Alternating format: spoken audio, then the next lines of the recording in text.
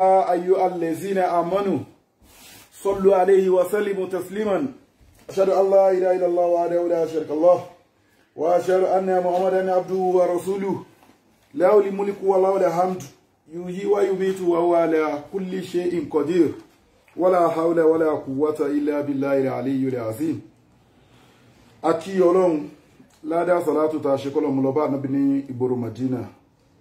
àsànáwò tá ṣe kọ́lọ́run gbà lọ́wọ́ wa èyí tí a ní ká bára wa sọ lónìí òun náà ni pé ìran àwọn àlejànú ká sọ lóyìnbó type of jinn ìran àwọn àlejànú tó wà oríṣiríṣi nǹkan la máa ń gbọ́ nípa àwọn àlejànú a ti bára wa sọ a lot of things nípa ẹ̀ lórí gbogbo àwọn nǹkan tá máa ń tìǹkì mọ́ra wọn nípa spiritual problem àmọ́ láì nígbà àsìkò ìran àlejànú Ọlọ́run bá ń sọ fún wa torí àwa jẹ́ kó yé ọ̀pọ̀lọpọ̀ àwọn èèyàn pé àlejànú pọ̀ wọ́n pọ̀ gan wọ́n pọ̀ gidi so oríṣiríṣi àlejànú ló wà but àwọn èèyàn máa béèrè pé ẹ̀rí ń kọ́ ẹ̀rí dà ẹ̀rí kíní so today we are going to go inside Al-Quran and authentic hadith ẹ understand tó jẹ́ súnà so Ọlọ́run Al-Qur'ani Ọlọ́run bá sọ̀rọ̀ nípa àlìjọ̀nú ní suratul nínú Al-Qur'an orúkọ àlìjọ̀nú tó dárúkọ that is Ifuraitu hadisi náà dẹ̀ tún dárúkọ Ifuraitu who is Ifuraitu a máa jẹ́ kó yé wa díẹ̀ a máa ṣàlàyé fún àwọn pa ẹ̀ tó rà fẹ́ kí àwọn kíní wa kó máa pọ̀ káwọn èèyàn lè máa understand ẹ̀ dáadáa so Ifuraitu yẹn Al-Qur'ani mention ẹ̀ tẹ́bẹ́ ká lọ wo suratu Namli tọ́lọ́run bá fi sọ fún wa pé qala Ifuraitu minal jinni ana atika bihi qabla an taquma min makamika tí Ifuraitu fi sọ pé òun lè lọ gbé àga Bilikisu wá fún Ànábì Sulaiman alayhi salatu wassalam so tẹ́bẹ́ wọ́yà yẹn sọ pé qala Ifuraitu minal jinni definitely Ifuraitu yẹn ọ̀kan nínú àwọn àlejànú ni ẹ tún wo bìkan náà tánàbí Muhammad nínú àdìsí kan lára mi sọ pé Ifuraitu ipe ó wá visit òun pé Ifuraitu ó wá visit ìkan nínú àwọn àlejànú Ifuraitu ó wá visit òun ẹ̀rípa àdìsí náà tún sọ bẹ́ẹ̀ ipe Ifuraitu ó mention ẹ̀ ẹ̀sọ́ understand but àwọn àlejànú yìí Muslim ń bẹ nínú wọn wọ́n lẹ́sìn Christian ń bẹ nínú wọn tẹ́bẹ́ ká lọ wo Suratul Jinn náà ó sọ ń bẹ̀ fún wa náà pé kí ni o ó sọ fún wa pé wa anna minal muslimuna wa minal qasitun wa anna minal muslimuna ó ń bẹ nínú àwọn àlejànú tó jẹ́ pé mùsùlùmí ni wá àwọn àlejànú ló sọ bẹ́ẹ̀ ó dẹ̀ ń bẹ nínú àwọn tó jẹ́ pé kí ni o evil word làwọn ọmọ èṣù làwọn ṣe iṣẹ́ èṣù làwọn ṣe nínú àwọn àlejànú ẹ̀sìn understand nísìn tọ́lọ́run bá fásitì tó padà tẹ̀lé tọ́lọ́run bá padà fi wọ́n sọ pé kí ni o wa ama liqasituna fakanu li jahannama atoban gbogbo àwọn àlejànú tó jẹ́ kọ́sítò yẹn tí wọ́n jẹ́ àwọn àlejànú burúkú tí wọ́n ń ṣiṣẹ́ evil wọ́n máa jóná jahannama ni eléèkọ́ àwa ta lọ máa ń sìkì agbára látọ̀dọ̀ àwọn àlejànú kì í ṣe bẹ̀ lánàá lónìí ó kọ́ wa lẹ́kọ̀ọ́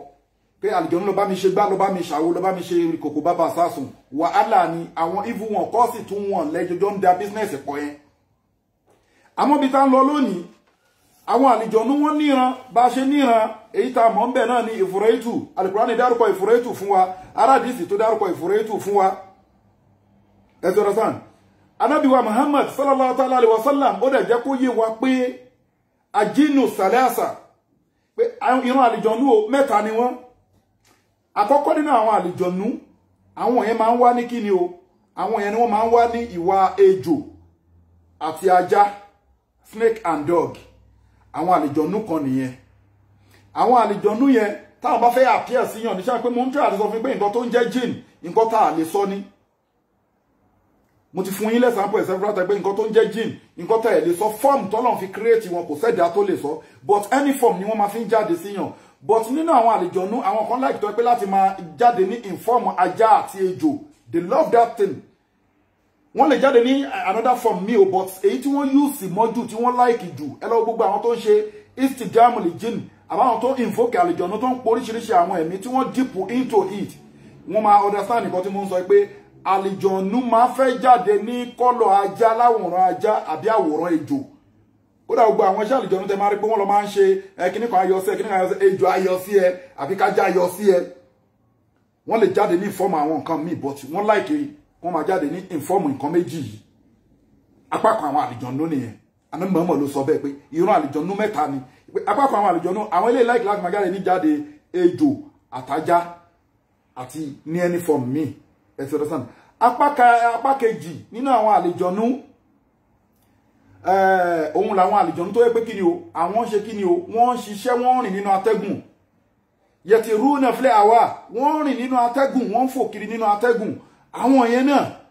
irú àwọn apá kan nínú àwọn apá kejì nínú àwọn àlùjọ̀nú ohun náà ni àwọn tó pé kí ni o yatiruna fil hawa àwọn tó pé wọ́n rìn nínú atẹ́gùn wọ́n ṣiṣẹ́ nínú atẹ́gùn majority àwọn tó ṣiṣẹ́ nínú atẹ́gùn yẹn wọ́n ní business pẹ̀lú àwa èèyàn apá kejì nìyẹn àwọn máa ń fò kiri ni wọ́n máa ń lọ sẹ́ni wí ẹ̀ kò síbi tí wọ́n lè lọ apá kẹta nínú àwọn àlùjọ̀nú òun làwọn tó jẹ́ pé kí ni o tó yẹ pé àwọn wọ́n níbi tí wọ́n ń gbé wọ́n dẹ̀ ń wá sínú life wọ́n rìn wọ́n lọ sọ oríṣiríṣi ibi ẹsẹ̀ lọ́sàn wọ́n á wá sínú ayé wọ́n á lọ sáàyè wọn wọ́n rìn kiri wọn ò ní permanent base kan àwọn yẹn gangan ló ní business pẹ̀lú àwa èèyàn jù ẹsẹ̀ lọ́sàn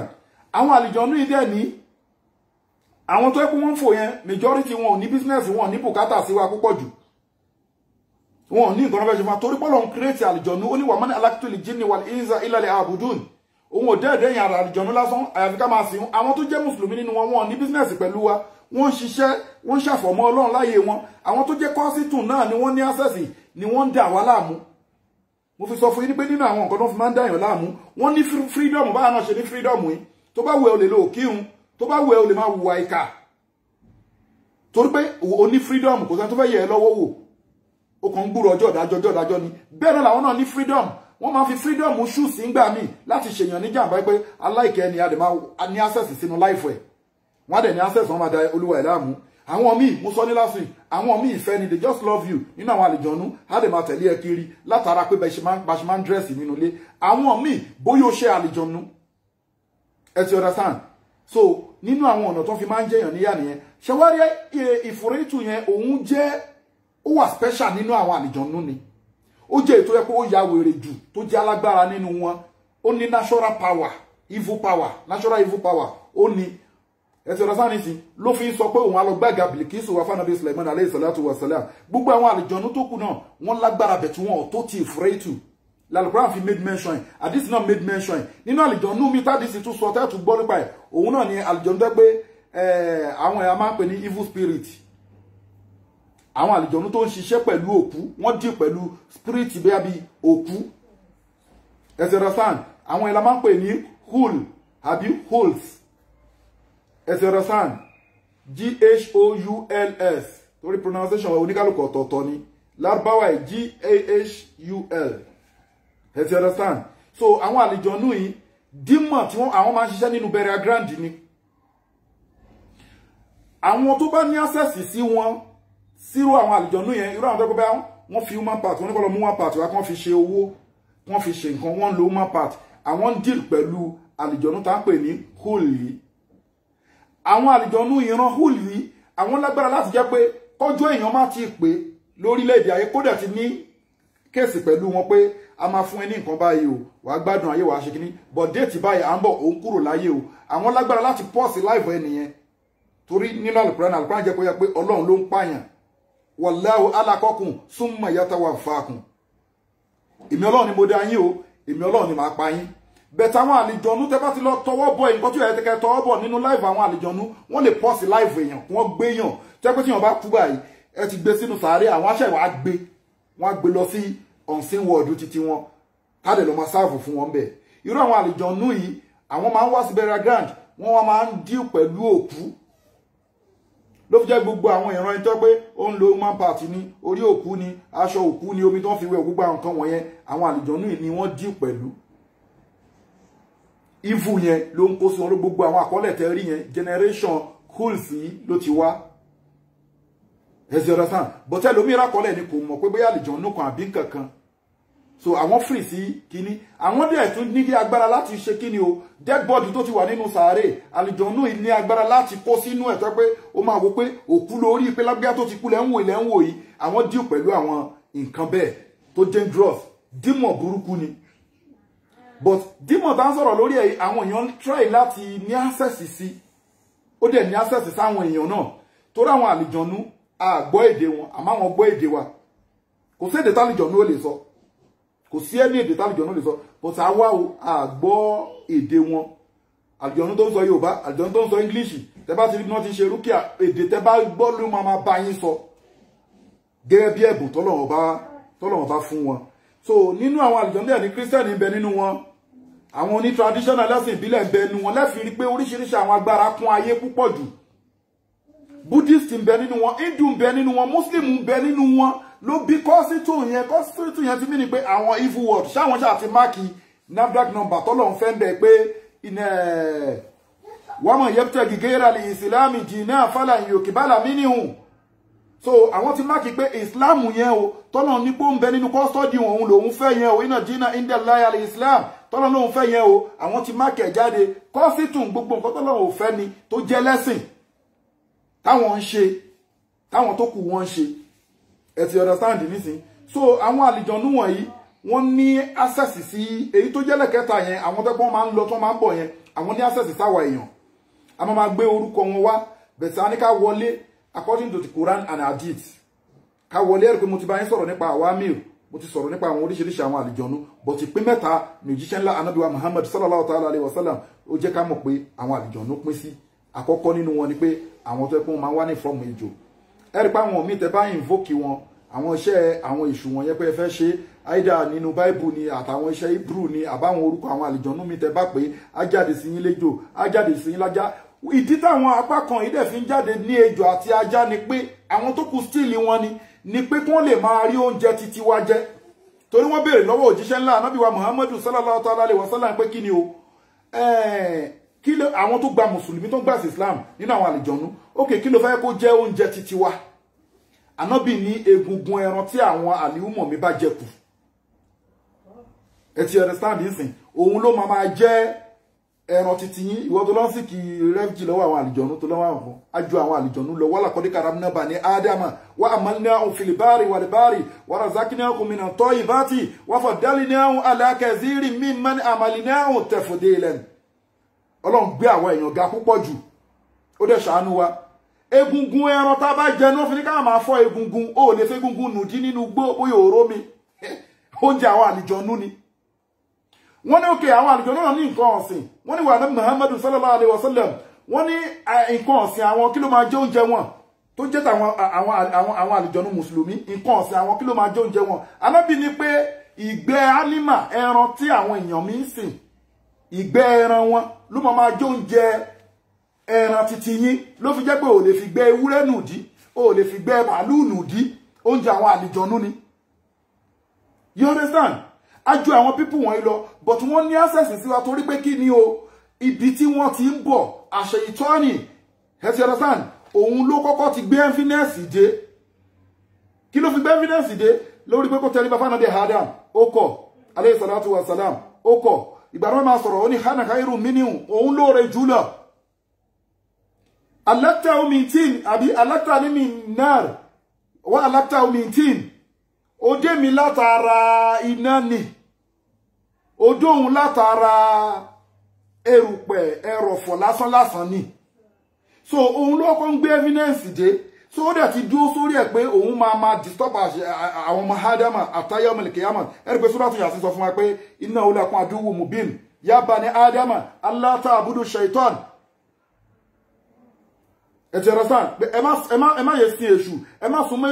èṣù yìí ọ̀tá tó fojú hàn sí yín ni gbogbo pé á sì kẹrẹ́fùjì lọ́dọ̀ àwọn àlìjọ̀nú náà wa qala rabbukum idihuni astajibu lakum ọlọ́ni ẹ̀mí ní kẹ́ pè má dá yín lóhùn so àwọn àlìjọ̀nú ìdẹ̀ ni wọ́n wá ń wá gbogbo homies wọn pé láti lè ṣe kíni o láti lè máa já ránkì àwọn èèyàn láti lè máa disturb àwọn èèyàn láti lè máa fi nǹkan táwọn èèyàn fẹ́ sínú life àwọn èèyàn ẹ wo àlìjọ̀nú ẹlẹ́kẹta tó máa ń lọ padà yẹn àwọn yẹn ló máa bí pé kíni o àwọn yẹn ló ń bínú wa àwọn yẹn ló ń bínú wa òun ló máa bí ọ̀tá láàrin tọkọ tìyàwó olóyún kò róyún ní wọ́n bá yàn sùn lójú oorun oyún bàjẹ́ lára ẹ̀ tó bá ti rí nǹkan kan báyìí oyún yẹn á bàjẹ́ látojú oorun wá ni ló gbúdọ̀ fi lọ́lọ́run ló gbúdọ̀ fi ní àwọn àáfàá tó ní NAFDAC number ìjọba ọlọ́run ọba dání ló gbúdọ̀ fi ní wọn nulẹ̀ ayé ẹ̀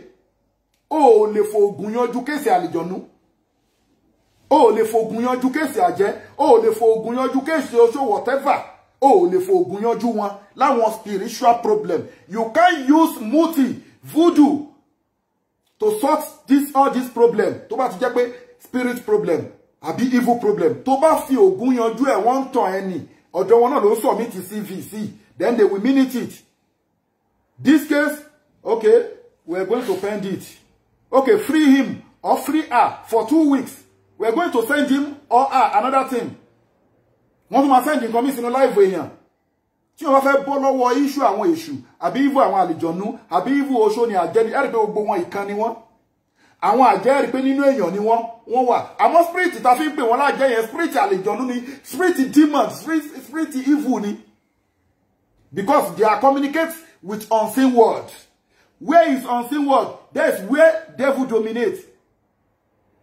Ló fi sọ fún pé iná orí arákún wàwàkọ̀ bílù mi ní àìṣò rẹ̀ àtàrà náà èṣù àtàwọn fámílì ẹ̀ o wọ́n ń wò yí tẹ̀yàn lè rí wọn o ó lọ́mọ ìyá so gbogbo nǹkan tó ń jẹ́ oògùn ni tó jẹ́ ìfù ni o ò lè fífo fèsì pírọ́blẹ̀mù ẹ mi sọ̀rọ̀ oògùn wòsàn o lè lo oògùn nírúurú tó jẹ́ tìbílẹ̀ o lè lo oògùn diabetes tó jẹ́ tìbílẹ̀ àmọ́ pé ó wá ń là lákàlà wọn ò jẹ́ kó róyún ní tó dẹ̀ jẹ́ pọ́wọ́ àwọn ẹni ló wà ń bẹ̀ tí kì í ṣe national one. Ẹsẹ̀ rẹ̀ sáà ẹ̀rí pé mo sọ fún yín pé o lè ṣe àlìjọ̀nú kó má mọ̀. Àwọn àlìjọ̀nú kan dẹ̀ ní wọ́n dẹ̀ mọ̀ fẹ́ wọ́n fẹ́ tọ̀mẹ́ǹtì ẹ kì í ṣàjẹ́ kì í ṣe oṣó kì í ṣe everything. Àwọn kan wà pé they want to disturb you nínú life. So tó bá dẹ̀ ti wá bẹ̀ yẹn ìyàn gbọ́dọ̀ máa fèsì wọn. Ajẹni tó lọ́lọ́run wàá rí pé tó bá wo àwọn ètò àwọn àlìjọ̀nú tó bá bẹ̀rẹ̀ wàhálà wọn wàá rí pé máa sí ẹ lọ wo àwọn ẹjọ́ pé wọ́n máa ń bá sùn lójú oorun. Ẹ rí pé àwọn gbẹ́rẹ́ kan wà tó máa ń ṣe wọ́n ní wọ́n á sì sí ìtàn ọ̀tún àti ìtàn òsì. Wọ́n rí pé tó bá kọ́kọ́ ṣe àdàgbò kọ́kọ́ rí wọn mọ́ wọn ní wọ́n bá ẹ sùn mọ́ but they will later come. Kí ló fà á wọ́ọ̀dù wọn náà ló àwọn ló níṣẹ́ tẹ́ lò yẹn egungun ológbò àti kìíní kan tẹ́wàá jóyìn tẹ́wàá sísí kan sí pé àwọn tó wá ń bá ọ sùn lójú oorun wọn ò ní wá mọ́ no they will come.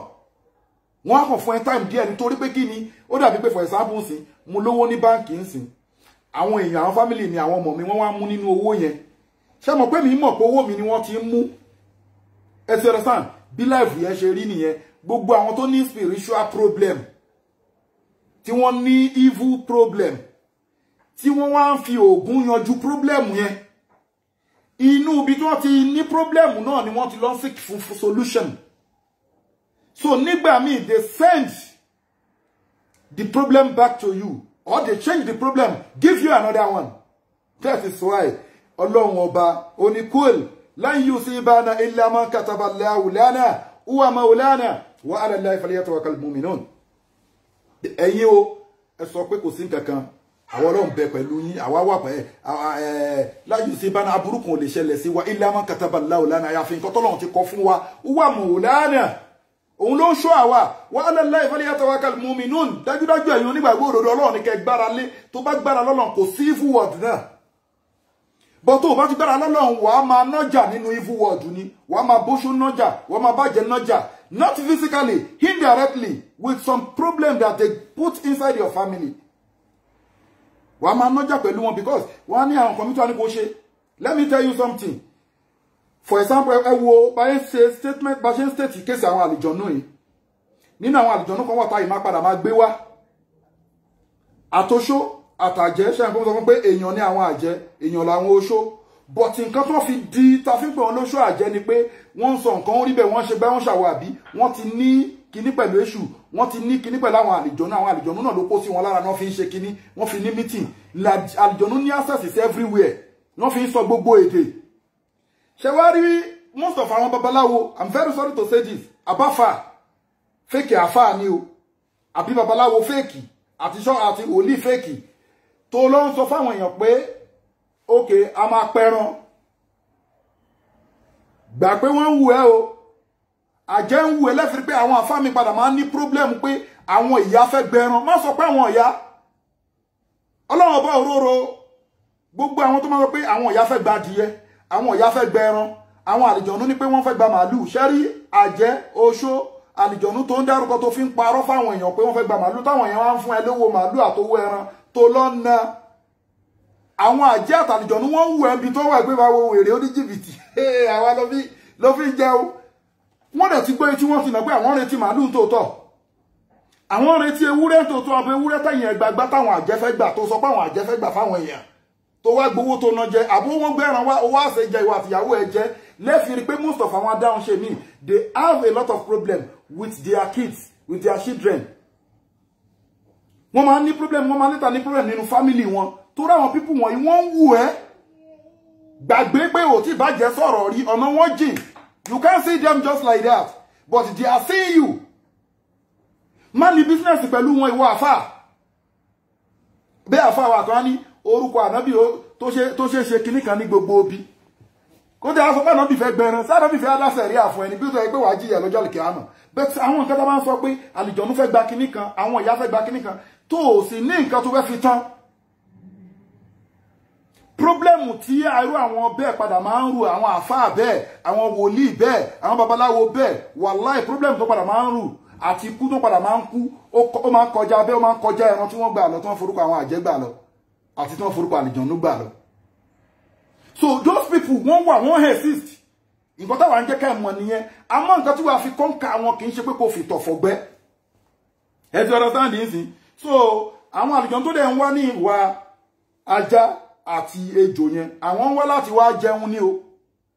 tápá kan nínú wọn tán jẹ́ kọ́sítùn yẹn táwọn ṣe kí ni o táwọn máa ń ṣèǹjì láti wá ṣe kí ni èyí tẹ́ bá ṣe istidamu lè jìn láti fẹ́ rí àwọn àlìjọ̀nú tó bá invoke àlìjọ̀nú míì ó lè ṣèǹjì sí oríṣiríṣi ọ̀nà méje ó lè kọ́kọ́ wá léjò ó lè wá lájá ó lè wá ní pẹ́pẹ́yẹ ó máa change ó máa turn ó lè wá kórí ẹjọ́ rí ajá kí gbogbo ara tó kù jára èèyàn kò sí nǹkan náà kì í ṣèǹjì sí ẹni tó bá rin ojú ọ̀nà àlìjọ̀nú dáadáa á mọ̀ pé àwọn pípù wọ̀nyí wọ́n lágbára àwọn ló ń control world this world is full of evil ó láti lọ lọ́nà òun ni ayé yìí ti di kí ni ó ti di ayé rándanràndan ayé àwọn ẹ̀mí òkùnkùn táfọ̀ bá múra àfáàjì sí bí abẹ́rẹ̀ sí ni máa bá wọn nájà kò dẹ̀ nímọ̀ pé òun ti ń kúrò bí akọ̀wé pé ìṣẹ́bọ̀ nǹkan Kùránì lójoojúmọ́ pépà ló ń kà òun láti tètè mọ̀ àwọn àfáà tó ń ṣe lẹ́ṣọ̀ àwọn àfáà tó ń ṣe àdísì àwọn àfáà tó ń wo tíra yẹn gbọ́dọ̀ máa wo tíra lójoojúmọ́ báyìí láyé ta wà ní because tó o bá mọ̀ o ní mọ̀gbà tí wọ́n gan ti wà nínú ilé wọn o ní mọ̀ wá rò pé kí ló wá ṣe kí ló ṣe kí ní ó dẹ̀ ti wà nínú evil world ìrun ẹ̀ ò ti jẹ́ tẹ́wọ́gbà lọ́dọ̀ Ọlọ́run mọ́ Ọlọ́run ti gbà àrùn ẹ̀ mọ́ kò ti gbà àwẹ̀ mọ́ kò ti gbà gbogbo nǹkan mọ́ ó dẹ̀ mọ̀ that's why you need to watch what you are doing tó bá gbé problem wá bá wà fà mọ̀ nǹkan tí wàá fi sọ́ọ̀tì ẹ̀ má fi tọ̀fọ̀ gbẹ́ wàhálà ni tó bá fún ẹ lówó gan wo dáadáa wo ná wo nǹkan lò pé kọ́lọ̀ fi márìsì kí wá bá wọ àfà because gbogbo àwọn nǹkan tá ń wò yìí àwọn àlìjọ̀nú okay wàhálà àlìjọ̀nú máa sọ fún ẹ pé bóun ṣe wà yìí sàhábà lòun adẹ̀kó àlìjọ̀nú tíṣì adẹ̀kó ó lè kó 100 hadith jáde lórí ẹ̀ níbẹ̀ ṣe dúró yẹn ó lè kó 100 hadith jáde fún ẹ okay jẹ́ kí n fún ẹ lẹ́sàmpù kan ìkan tún nìyẹn jẹ́ kí n tún fún ẹ lẹ́sàmpù kan mo máa round up ń sì mo ti ṣe tán ẹ̀sàmpù kan mo fẹ́ fún ẹ ni pé tí àlìjọ̀nú tó máa sọ fún ẹ pé àfà kí lẹ wá ń ṣe àyíntẹ́ báyìí fòkè àlìjọ̀nú dáadáa wọ́n ní kí lẹ wá ń ṣe omi sẹ́mùsẹ́mù lẹ́wálẹ̀ nídìí ó dẹ̀ wá Nàìjíríà o àlìjọ̀nú á sọ fún ẹ pé òun lè lọ bá ẹgbẹ́ omi máì zẹ́mzẹ́mù wá nísinsìnyí ipe bóun ṣe wáyé o sàábé lòun aka Al-Qur'ani akota this has everything but ibi tí wàá ti ṣé wọn pé wà fáná wò pé òótọ́ mà ní ṣé wọn pé tírú ìyẹn bá lọ bá ẹgbẹ́ omi máì zẹ́mzẹ́mù wá tó gbà pé kì ní ṣé wọn pé o ti kúrò ńlànà o dẹ̀ nímọ̀ tó lè wá wò pé bóyá ànábìlà àlìjọ̀nú tó rà àlìjọ̀nú ló parọ́ jù láyé torọ́ lọ́n ti jẹ́ kó yé wa pé kí ni o àlìyámọ̀ àkìmọ́lítù lákùn dínú kún àbí pé ẹ̀sìn wa ti pé everything ti pé kò sọ̀rọ̀ mọ́ so kálìjọ̀nú kan máa ní pé òun jẹ́ sàhábà ó wá ń kó àdísì bí 200 jáde lórí ó náà lọ́ba ẹgbẹ́ nǹkan wá ní mọ́ ìzẹ́mzẹ́m ó náà lọ́ba ẹmú nǹkan tùràrí kan wá ní Mẹ́kà wọ́n lọ́ba ẹmú kí ni sọ pé àwọn ilẹ̀ Yorùbá ẹ má bínú ẹ̀yin àgbà afánlẹ̀ Yorùbá o a máa rí bí ọlá pé àwọn sàhábà ni o kíní kan irọ́ ni o àlìjọ̀nú ni ó dẹ̀ máa bẹ̀sìn ẹjẹ́ ni because o lè seek ọ̀dọ̀ Ọlọ́run láti máa béèrè nǹkan wa ma tawfiqin illa billah. You need money, Zamzam, send the people they are going to Hajj to buy it for you. Ọkọ̀ get àwọn bí wọ́n ti máa ń ta àwọn tó máa import ẹ̀ tó máa ń ta onídìí làbídùn ni onídìí àwọn kan ní get àwọn bí wọ́n ti máa ń ta bẹ́ẹ̀ tó wọ́n wà into spiritual kan kíní kan lọ bá ẹ mú kíní kan wá àfà wàhálà ti ń dé o torí pé kí ni Ọlọ́run ní pé ọ̀dọ̀ mi ní kẹ́ ti máa béèrè nǹkan anything pé wọ́n ní wọ́n lọ ń gbé kíní kan wá kíní kan fẹ́ lọ bá ẹ mú kíní kan wá wàhálà ni mi ní kò sí kàrámà Ọlọ́run fáwọn ànábì ní mùjísà ó fáwọn àfáà ní kàrámà wa I'm talking about jinn work. People used to invoke them. People who they send them different kind of work. Àwọn àlùjọ̀nnú dentist wọn ni àwọn dentist yìí ni ló fi jẹ́ pé bàbá wọn sọ fún nínú Al-Qur'an pé ash-shaytanu ya'idukumul fakira wa ya'murukum bil fahsha'i. Àṣetọ́ni o máa dẹ́rù òṣì báyìí wa ya'murukum bil fahsha'i a máa tọwọ́ ìbọ̀wọ́ bọnúwà bàjẹ́ wọ́n gbọ́ àwọn tó pé wọ́n lọ ń gé orí òkú wọ́n ń gé ọwọ́ òkú bàbá wọn ṣe bá ṣètọ́nù ló sọ̀rọ̀ yẹn lọ́lọ́run sọ nínú Al-Qur'an yẹn bàbá wọn ìjọ wọn ni húl yẹn àwọn àlùjọ náà ló di bẹ̀rẹ̀ agrandi mú àwọn ẹni wọ́n máa ń ní access lẹ́ máa bá negotiate pé o fẹ́ lu ayé pẹ̀lú rọrùn tí wàá lu ayé pẹ̀lú rọrùn ó yẹ kó lo 70 years nínú ayé àwọn àlùjọ̀nnú yẹn ti negotiate pé tó bá pé 40 years àwọn bọ̀ wá gbé ẹ kúrò nínú ayé yẹn because gbogbo nǹkan tó wọ́n fi táyé fi ń dùn mọ́ ẹ yẹn gbogbo owó tí wọ́n fún ẹ gbogbo mọ́tò tó ń lò gbogbo bí gbogbo ẹ ṣe ń ṣe yẹn òun bọ̀ wá ṣiṣẹ́ ìpadà lọ́dọ̀ àwọn. You need to go 70 years but when you reach 40 years they cut you off wọ́n máa cut ẹ ní àwa la sọ pé okú ń bì yìí wọ́n máa cut network ni bó ṣe jẹ́ pé àwọn tó jẹ́ àwọn àlùjọ̀nnú tòótọ́ tó jẹ́ mùsùlùmí àwọn náà wọn à ní network pẹ̀lú ara wa as you understand this so àwọn àlùjọ̀nnú wọ́n máa cut network yẹn 30 years tó kù tó yẹ kó lò láyé wà lọ lò ní unseen world wọn lọ́hùn ó disappear kúrò nù sàárè ó ṣe kinní kan wọ́n gbókú ẹ̀ lọ ni dímọ̀ ni so I'm láti wà very careful ọ̀rọ̀ títí ọ̀ ní jù báyìí lọ adìyẹ máa ṣe kí ni a máa gbé àwọn evidence àti everything wá ẹ̀rí gbogbo àwọn àlùjọ̀nnú ta treat lónìí nísìnyí báyìí hadith àti Al-Qur'an ni Al-Qur'an ló sọ̀rọ̀ ìfòrètù ó jẹ́ ká mọ̀ pé àwọn àlùjọ̀nnú ya pian but ìfòrètù o èyí tó síhún jù nínú wọn nínú ẹlẹ́mìí èṣù ló wà ìfòrètù dẹ̀ tún ní ó visit Ànábì Muhammad sallallahu ta'ala alayhi wa sallam nígbà tó visit Ànábì Muhammad ní mosque ó fẹ́ kọjá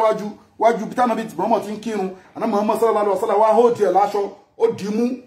lọ́rùn yẹ pé bóyá dìímú lọ́rùn kò lè sọ̀rọ̀ ìtọ́ ti ń jáde lẹ́nu ẹ̀ sọ́wọ́ ànábì wá filẹ̀ sallallahu alaihi wasallam ànábì wá ń sọ fáwọn jọmọ́ létà pé ìfúrẹ́tù fíṣítì mi níbi mo ti ń kírun mi ìbá so mọ́lẹ̀ níbi ní kẹ́ẹ̀tì ẹ̀rí àmọ́ kí ni mi ìfẹ́ kọjá òfin brọ́dà mi ànábì Sulaiman alaihi salatu wasalam òun ló ti tọrọ ẹ̀ pé kí ni o rọ́bì ìgìfìrílì wà bùlí múlíkàlá yambagilẹ̀ áádì min ba'di innaka antal wahhab so mi ìfẹ́ kọjá ẹ̀ brọ́dà mi la fún ní ìjásà pé kí ni o kó kọ̀ǹtró àlìjọ̀nú kó so àlìjọ̀nú mọ́lẹ̀ so lànàbí òfin ìhójú ìfúrẹ́tù ní táìmù yẹn everybody is not carry ìfúrẹ́tù so àwọn àlìjọ̀nú wà so Ànábì Muhammad ló tó ayé kó wá jẹ́ kó yé wa pé àjínú sàlẹ́àsà ẹ̀sẹ̀ understanding so àwọn kan nínú àwọn àlìjọ̀nú àwọn ló ń ṣèǹjì sí snake àtajá yẹn àwọn kan nínú wọn náà ni kí ni o yẹtì rúnà fìlàwáì àwọn kan ni wọ́n ń ṣe kí ni o àwọn kan ni wọ́n ń fò wọ́n ṣiṣẹ́ nínú atẹ́gùn ni àwọn tó ń ṣiṣẹ́ nínú atẹ́gùn yẹn torí wàmáhù tí túmínà ilmi ilẹ̀ kọlílà mi rò pé majority of them wọn ní access sáwà èèyàn network wa ò papọ̀ àmọ́ the third one àwọn yẹn máa ń wá sínú live wọ́n máa ń jáde padà àwọn yẹn ń ṣe oríṣiríṣi nǹkan àwọn yẹn ló ní access sí ẹ òòròyún níní òòrí jẹ ni òòrí mu ni wọ́n ní access sí a lot of things nínú live ẹ tó dẹ̀ jẹ́ pé òun rò pa jẹ ni òun rò pé màmá ẹni let me tell you something gbogbo owó tó yẹ pé ó ń lọ bìkan ọ̀dọ̀ wòlíì ni ọ̀dọ̀ àfáà ni ọ̀dọ̀ babaláwo ni wọ́n wá sọ fún ẹ pé màmá ẹ ló ń ṣe ẹ́ they will anytime wọ́n bá ti fún ẹ lórúkọ pé ẹni báyìí ló ń ṣe lọ́wọ́ ẹnìyẹn wàá rí pé ẹni tó láìkì jù ni tó bá wá jẹ́ mùsùlùmí tó bá dẹ̀ kí n ṣe mùsùlùmí lọ ṣẹ́ẹ̀kì nǹkan tí mo ń sọ fún ẹ yìí lọ wo 102 Suratul Baqara kí lọ́lọ́run sọ pé iṣẹ́ wọn pé o lọ sọ́dọ̀ àfáà kan no matter kò bá jẹ́ ṣe whatever o lọ sọ́dọ̀ àfáà kan ni o lọ sọ́dọ̀ pásítọ̀ kan ni o lọ sọ́dọ̀ wòlíì kan ni wọ́n wá ń sọ fún ẹ pé ẹnìkan ni wọ́n wá ń sọ pé ẹnìkan ló ń ṣe ẹ́ wàá rí pé tó máa dárúkọ yẹn ó lè jẹ́ mọ̀mọ́ ẹ ó lè jẹ́ ọkọ ẹ ó lè jẹ́ ìyàwó ó máa jẹ́ ní tó máa like ó lè jẹ́ cousin ẹ ó máa jẹ́ ní tó máa like jù wá gbọ́ nǹkan tó náà ń sọ pé níbi tó sọ pé wattaba'u ma tatlu shayatini ala mulki Sulaymana wa man kafara Sulaymana walakina shayatina kafaru yu'allimuna an-nasa as-sira وما أنزل على الملكين ببابل آروت وماروت وما يؤلمن من أحد حتى يقول إنما نحن فتنة فلا تكفر فيتعلمون من يفارقون به بين المرء وزوجه iṣẹ́ èṣù gangan nìyẹn من يفارقون به بين المرء وزوجه èṣù máa dá wàhálà alẹ́ láàrin tọkọ-tìyàwó iṣẹ́ nìyẹn. So gbogbo bí wọ́n ti sọ pé ẹnìkan ló ń ṣe àlùjọ ló ń fún wọn information ẹ̀ dé bàbá wọn ọba òpùrọ́ ni. So he is going to tell you òun náà máa sọ pé irọ́ ni tó àlùjọ ló máa ń dárúkọ nǹkan fún ẹ they are lying. Pé ẹni báyìí ló ń ṣe ẹni tó lọ́ọ̀fù ẹ jù ni wọ́n máa sọ fún ẹ pé ó ń ṣe ẹ torí èṣù olùkọ́ náà sọ fún ẹ pé ọ̀tá tó fojú hàn sí wa ni èṣù kì í fẹ́ jẹ́ káwa àwa mùsùlùmí àwa tá a jẹ́ èèyàn kì í fẹ́ jẹ́ káwa papọ̀. Kì í fẹ́ ká wà papọ̀ kì í fẹ́ kẹ́bí wà papọ̀ kì í fẹ́ kí tọkọ-tìyàwó wà papọ̀ kì í yẹ kí ọ̀rẹ́ àtọ̀rẹ́ wà papọ̀ bẹ́ẹ̀ ṣe scatter lè ṣù máa wá. You understand? Torí pé kí ni èṣù ní trend somewhere níbi omi tó dẹ̀ máa ń send àwọn èèyàn jáde every day bí mo ṣe ń sọ̀rọ̀ yìí time 6 o'clock lọ́wọ́ ọ̀rọ̀ lẹ́ni wọ́n lọ máa ń deliver iṣẹ́ fún every day láwọn àlùjọ̀nú tóun náà máa ń dà síta tó bá wá dé ọ̀dọ̀ àṣetán ní trónú ẹ̀ tó ń bá dọ̀dọ̀ ẹ̀ láwọn tó sẹ́ǹdì iṣẹ́ wọ́n máa sọ fún wọn pé wọ́n máa sọ fún pé a ní kí ni wọ́n ṣe lónìí ìrẹ́lẹ̀ ni òun da ọkọ̀ nù àwọn èèyàn tó wà nù mọ́tò òun ní kí wọ́n last dent òun ṣe gbá òun ṣàwo a ní òkè mo ti gbọ́ o try kí ni wọ́n ṣe bóyá kan nínú wọn kàn dáhùn pé mo rí tọkọ-tìyàwó mo yà wọn èso á dìde lórí tó àtún jókòó pé dáńgòrò bá orí ẹ pé ìwọ ló ṣiṣẹ́ ìwọ ló ṣiṣẹ́ ìwọ ló ṣiṣẹ́ so èṣù lọ́ọ̀fù ibi tó bá ń dàrú gbogbo àwọn àlùjọ̀nú yẹn ló máa ń deliver iṣẹ́ fún every day o wọ́n sọ pé àwọn ṣe nǹkan báyìí àwọn ṣe nǹkan báyìí but etí inú èṣù máa ń dùn sí jù òun làwọn tó pé wọ́n dá wàhálà lẹ̀ láàrin àwọn èèyàn wọ́n da àárín mosque kan rú wọ́n fẹ́rí làdáni àti mọ́mú so inú ẹ̀ máa dùn ó máa dìde lórí tróní ó máa jókòó padà pé yes good so and láti wà very careful ẹ ti understand so gbogbo àwọn tó bá wò pé tó bá ti wà possessed by jinn àwọn àfáà tó lọ́rọ̀ lọ́dọ̀ ni kò súnmọ́ they have rukia a lot of verses wọ́n lè sọ́dọ̀ ọ̀tún fún ẹ wọ́n lè sọ́dọ̀ oríṣiríṣi fún ẹ lórí alukuran láì ní sórúkọ àlùjọ̀nnú bẹ̀ wọ́n bá ẹ ṣe ó mọ̀ iná ṣáà ìyákun làṣàtà ọ̀nà tọ́lọ̀ fún oníkálùkù ọ̀tọ̀ọ̀tọ̀ ni òun láti bá àwọn àfáà sọ̀rọ̀ àfáà náà lè ṣe kápẹ́ńtà bí kápẹ́ńtà báfọ̀ ò ṣe lè ṣe bíríkìlà àfáà òdòwà bíríkìlà náà lè ṣàfà but try tó bá mọ kéwú tó lọ lé kéwú is fine rídí ọyá tó lè kùrì sí kúlẹ̀ àwùsù méjèèjì fine but wà á lé tí àfáà kan ló sọ pé ìsà aláàtìtakùlẹ̀ mù wà fáàkì lọ ní kí ni o lọ ní ẹnìkan lálàfẹ̀yìntì tó jẹ́ pé kí ni ẹni tó máa tọ́ ẹ sọ́nà àwọn wo ni bí àfáà ni àlìwúlà mọ́ wàrà sátìlẹ̀ àbíyáì àwọn ànábì ti lọ àwọn èèyàn wá ń visit gbogbo àwọn ànábì nígbà tí wọ́n lo sẹ́ńtúrì wọn báwo la ṣe ṣe léyìí báwo la ṣe ṣe léyìí so you need to visit some sheikh tó jẹ́ pé àwọn àfáà tọ́lọ́run tí wọ́n náà mọ̀ pa àwọn ilé tọ́lọ́run ni wọ́n dàrẹ́ tiẹ̀ verse báyìí ni súrà báyìí ni torí iṣẹ́ wọn ni àwọn ń wò everyday bẹ̀tí wọ́n tó wo nǹkan kan tó ẹgbẹ́ bíríkìlẹ̀ ní ẹ́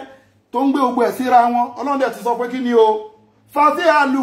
àálà àdìkìrì nǹkan tún látàlámù ẹ lọ bèèrè ẹ lọ wá mímọ̀ nípa nǹkan tẹ̀ bá ní mímọ̀ nípa ẹ̀ ìdí tó fi nídìí àfà nínú ayé ẹ̀ nìyẹn tó jẹ́ àwọn àfà tọ́lọ́run ẹ má ẹ̀ka fi sọ̀fọ̀ gbẹ́ o ẹ má ẹ̀ka fi sọ̀fọ̀ gbẹ́ so báwọn àlùjọ̀nnú ìṣeré nínú láìfù nìyẹn so ọlọ́run má dà wá láàmú àdúrà gbogbo wa gbà á tún tẹ̀síwájú lórí àwọn sáìn tí àwọn àlùjọ̀nnú yẹn tó bá ní access síyàn kí ni àwọn nǹkan tí yàn máa rí so fún gbogbo àwọn afẹ́ ṣe ìtọrẹ àánú fáwọn aláìní account number ní fáwọn aláìní 0123 214254 account number fáwọn aláìní 0123 214254 Global Dahiratu Dhikrlahi Islamic Organization Wema Bank of Nigeria fún gbogbo àtàbá ní ìpeni níjà lórí pé ọ̀rọ̀ alálejò dé ní àròyúnú ní àbí sickness kan àbá ìsàn kan ní ẹ contact Global Dahiratu Dhikrlahi lórí WhatsApp number yìí +27612956389 Nigeria number +23803 34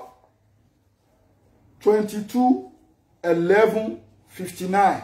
So number méjèèjì yẹn wà lórí WhatsApp ẹ lè contact. Email wa globaldahiratudikrullah@gmail.com. Àwa lórí YouTube, àwa lórí Instagram, àwa lórí káàkiri bẹ́ẹ̀. Tó bá lẹ́ni ìpèníjà kan lórí spiritual evil, àwa ò fi tó fọgbẹ́ o, according to Sunnah ni o. O do you understand? Ìmọ̀ pọ̀ lọ, according to Sunnah àti Al-Qur'an. No matter nǹkan tó bá wù ẹ́ wà munazzilu mina al-Qur'ani ma huwa shifahun wa rahmatun lil mu'minin wa la yazidu zalimina illa khazara. So tó bá lẹ́ni ìpèníjà kan, no matter ibi tó bá kò wà, contact Global Dahiratudikrullah. O rorun sun ni, àwọn ọ̀tá ni, o wọ́n lé ẹ kiri ni, òun mọ́ bá ẹ lájọṣepọ̀ lójú oorun ni, òun lóyún ń bàjẹ́ ni, gbogbo any obstacle sickness àbí ẹni nǹkan tó ń dáyàn láàmú nínú ìgbésí ayé, contact Global Dahiratudikrullah. We are going to put you through. I'ma put you through. So adema so bó bá ṣe jẹ́ àdúrà gbogbo wa gbà o. Masalamu wa ila liqai.